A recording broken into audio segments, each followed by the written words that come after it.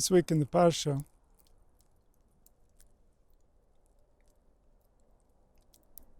Yakov Avinu wants to find peace. But then comes the story of Yosef, and the story of Yosef starts with a dream. And this is a theme we see in the Torah, that dreams are very significant, or at least were significant to the people living in those times. They considered dreams to be the language of nature, because within our spirits, within our minds collectively, is decided what's going to take place on this planet and beyond. And so, dreams are a window into the processes of how nature decides what it's going to do. And we, as we think, even though we might not be aware, are dictating not only our own lives and the lives of the people around us, but how the entire globe is going to function. Human beings as a whole, as a community, as a collective, dictate to nature how to run the globe. And the less people there were on the globe, the more obvious this was.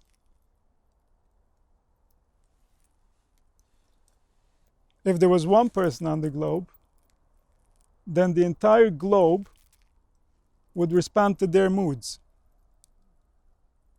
The food, the animals, everything would respond to their mood.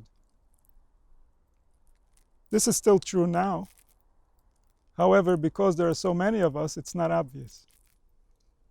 So when there were very few on this planet, the energy those people created, the facts of where human consciousness is going to start floating from, took place. And once that was ingrained, this caused the destiny of man to go on a specific trajectory. However, after the Mabul, the 71st people of the Mabul were so powerful that each one, the piece of land that they chose to live on and make their own, created such a strong energy, such a strong culture within that land, that until this very day, that energy, that way of thinking, those beliefs are still very much alive. And this is called the Shivim Imos, which have 70 sorim above always meaning within the conceptual, within the place that causes our thoughts. And those affect how human beings think and what they believe and how they act. This is at the very core of our programming, of what makes us who we are. And so these 70 people turned into hundreds of people, thousands of people, millions of people. And now there are billions of people. But the principle never changes. We, our energy, our moods, affect how the globe is run. And if we approach an animal, or if we approach another human being even, we can see how our mood affects their feelings, their thoughts, their emotions, their behavior, their interaction. The things they're going to say is going to be different based on our mood. And that's because our energy is contagious. It was designed in this way as a gift to humanity, to give us the most live interaction with nature possible. We are it, and it is us. And so dreams are a window into those fantastic realities, to such a degree that Paroi, who was the smartest person in the world as he lived, because Mitzrayim was the biggest dynasty at that time in the world, and the whole dynasty was based on wisdom. Those people weren't stupid enough to simply follow a creed. They actually had to understand what they're following. And the Egyptian priests were of such a caliber that they can create a dynasty with the wisdom that they had and the understanding of human nature. Never since has there been a society like that. And the Greeks, who were the second version of creating mass programming of human minds after the Egyptians, the Greeks created a cheap knockoff. And that's the one we're stuck with.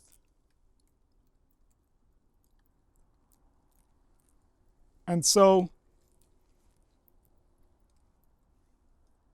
the Egyptians, Paroi being the king, has a dream, and him knowing how nature works, him knowing the kind of power that he wields, knows that this is important information. I need to understand this. And so he finds Yosef. And what does he call Yosef when Yosef knew how to interpret his dream? He called him Ish Asher Ruach Elokim Boy.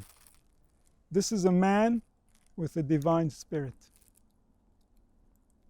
This is a man who understands nature. He is part of nature. He is his own nature. He is nothing separate of nature.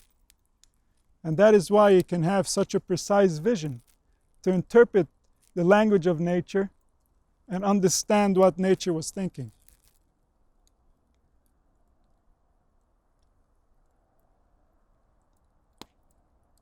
However, today, our dreams don't seem significant, and they don't seem to correlate to reality. And the reason for that is Greeks.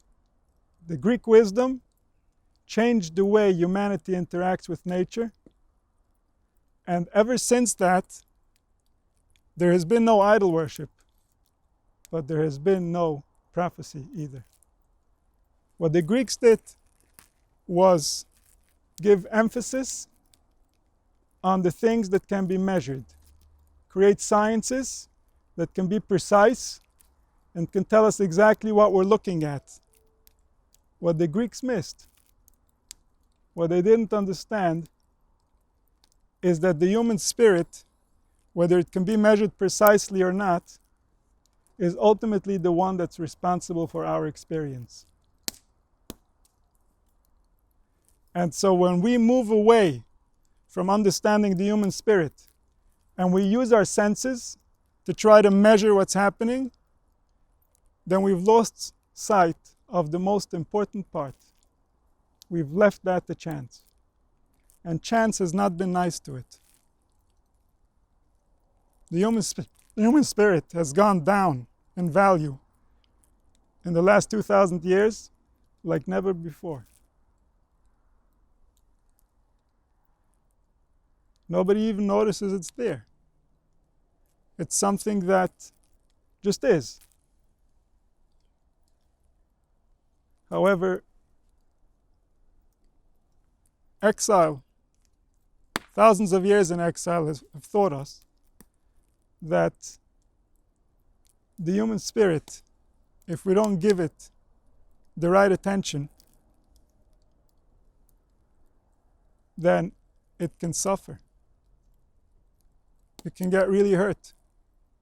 We might not be able to measure the pain that it's having. We might have a psychologist ask, from 1 to 10, how difficult is it for you to feel this pain?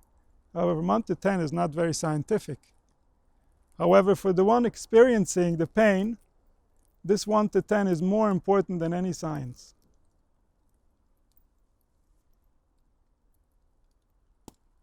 And this is the language of today. If we're going to speak about the spirit today, it's going to be mostly in terms of suffering. However, The spirit was not created to suffer. What the spirit can show us in joy, in blissfulness, in experiencing life and having the experience of Kol Atzmoisai Tamarna Hashem Micha Moicha, that a person is grateful to exist, the spirit can do much better than it can in suffering.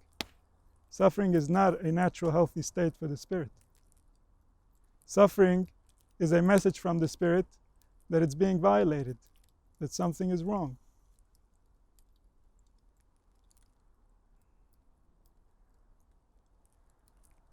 And so as the Greeks got busy outside, everybody lost sight of the inside.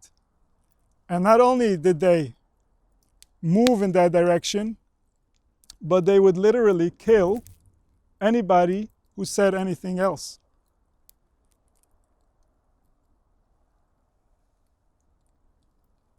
Many of our sages were killed by the Greeks.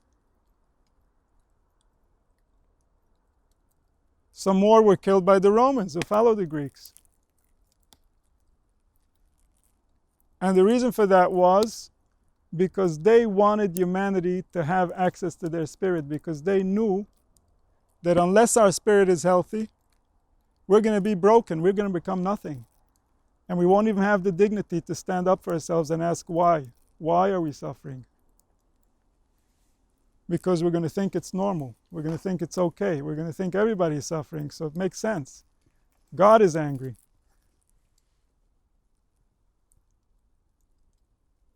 God is angry when we suffer. Yes, He is. But He's angry from within us because He's been violated.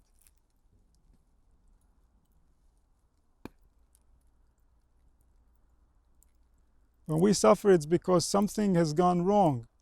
And we need to start understanding how our spirit works so that we can heal. Healing is tshuva. Kadosh Baruch Hu says, Shuvu banim shavavim, erpo meshuvasechem. Let me heal your return. Your return to reality, you will heal. Reality is good. Hashem is good. It's all kindness, except the people haven't noticed. The people are still playing out a game of pain and suffering, and they're making each other suffer. Why? Because they're busy outside. Because the Greeks told them that they will find happiness through their senses. The senses are there to enhance our happiness, but they can never give us happiness. If we go after senses in order to gain happiness, we're going to become compulsive. We're going to have less happiness as a result. Happiness comes from the spirit. Happiness comes from knowing that you're safe and that the one that created you loves you and wants you to be. And He wants you to be much more than you currently are. He created you to be much more. And you have the capacity. Your brain didn't stop growing when you became a teenager. Our brains continue to mature until the day we pass. And this is why in the ancient world, the old people were respected. In fact, the word zoken means Ze kana chachma. This man is wise. Why? Because the years have given him wisdom, which means his brain continued growing. Because he kept observing life and his experience kept on being enriched by realizing what's already here. Not by going after things that are not here, but by realizing what's already happening. By placing his mind on the important subjects, his life gets enhanced. Because this life is miraculous. It makes no sense that a chunk of meat hanging on a skeleton can talk. It makes no sense. However, this is the fact. This is the reality we live in. And therefore, we should realize how marvelous it is. We shouldn't lose sight of who we are, of how miraculous it is that this can even be taking place.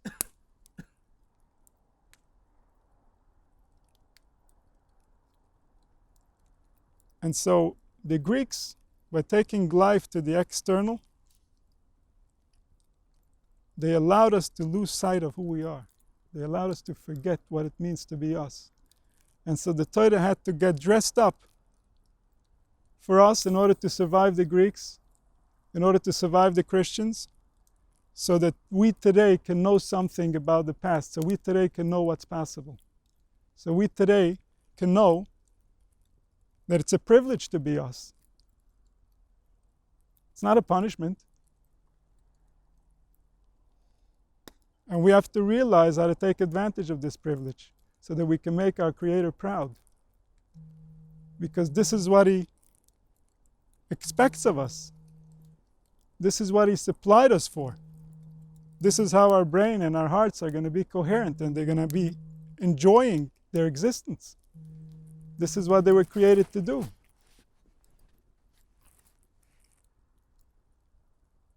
And so as we lost sight of the internal, we lost our connection to nature. We lost our connection to our thoughts, to our imagination, to dreams, to the meaning of life, to the allegorical language of how nature speaks.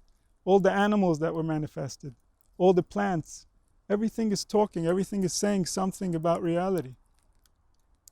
That our lives will be enriched by knowing. However, we have to have the calm, we have to have the peace to be able to relate to these subtle realities. But this is what our brains were designed for. We weren't designed to stop evolving after our teenage years. And so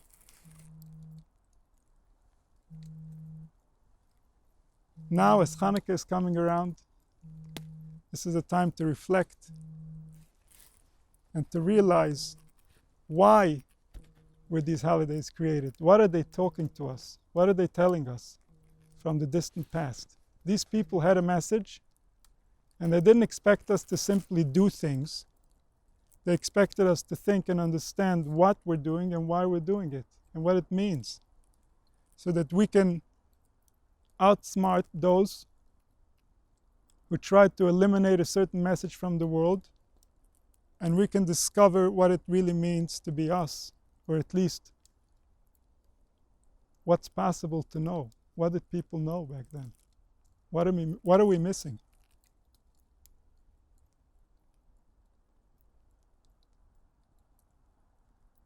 So HaKadosh Baruch Hu should give us the wisdom, the understanding to know how to connect to the reality that these people are talking about. They're certainly not trying to make our life worse. They're only trying to help us. But we have to figure out how that works. How does it help us? What does it give us? What's the purpose? What's the benefit? We're expected to think. We're expected to ask. The whole Gemara teaches us how to ask and how to answer and how to bring a raya. We have to apply those skills in our lives, in reality, because that's where our relationship with our Creator is taking place. And through that, we'll be Zocher to the Gula Shleim of Meher B'Yameinu. How would you describe the difference of the feeling of thinking from the mind versus feeling from the heart? How would you describe that in words? Well, I think you just said the whole answer. The mind thinks and the heart feels. And so when you're thinking, you're not in your heart.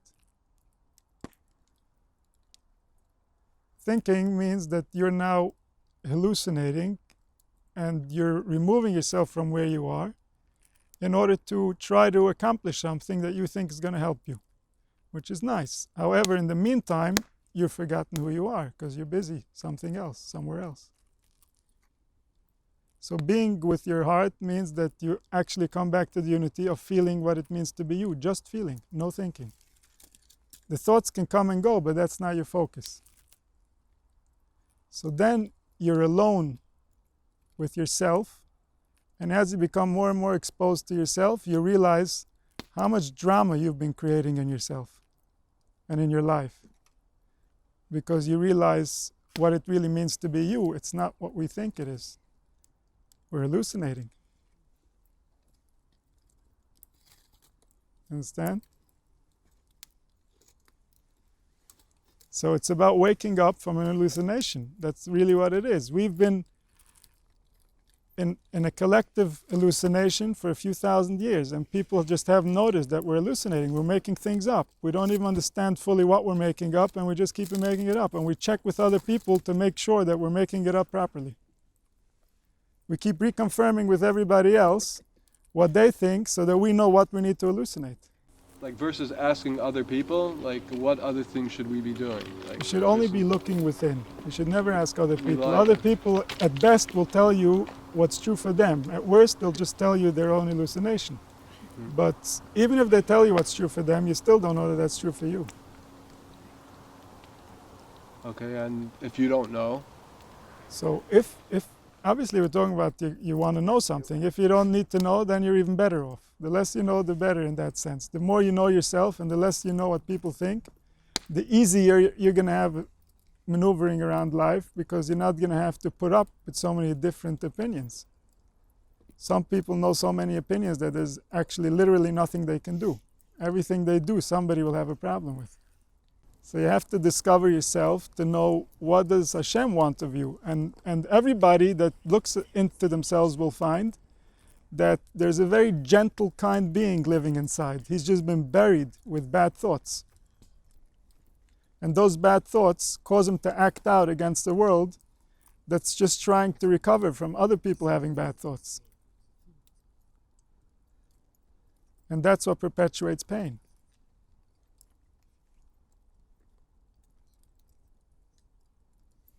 And so the more people wake up and realize that we shouldn't be hurting the world, and that includes everything in it, then less things will get hurt. And the less things get hurt, the better off we'll be. Because those things are usually people getting hurt.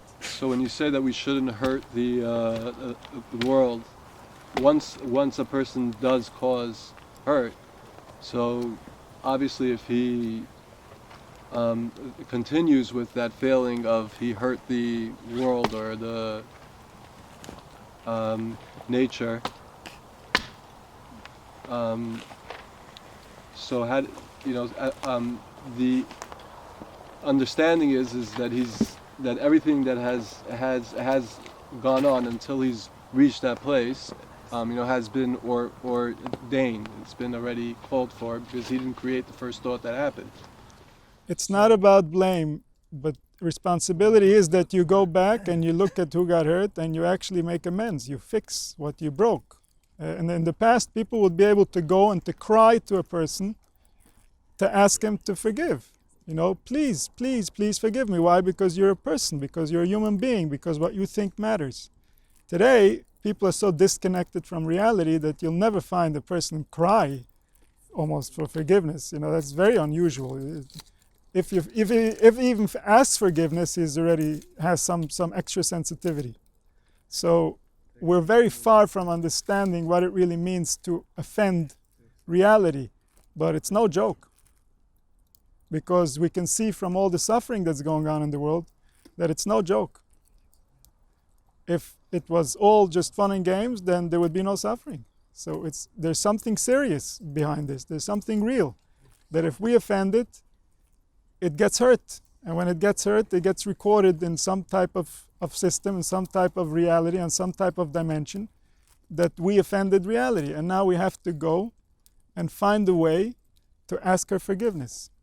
It's no less than asking another human being forgiveness. But first we have to ask the human beings to forgive us, and then we have to ask the creator of the human beings. Because all that is associations in the brain, and all these associations in the brain have an impact. And everything your brain has ever recorded is alive, is involved in your life on a daily basis.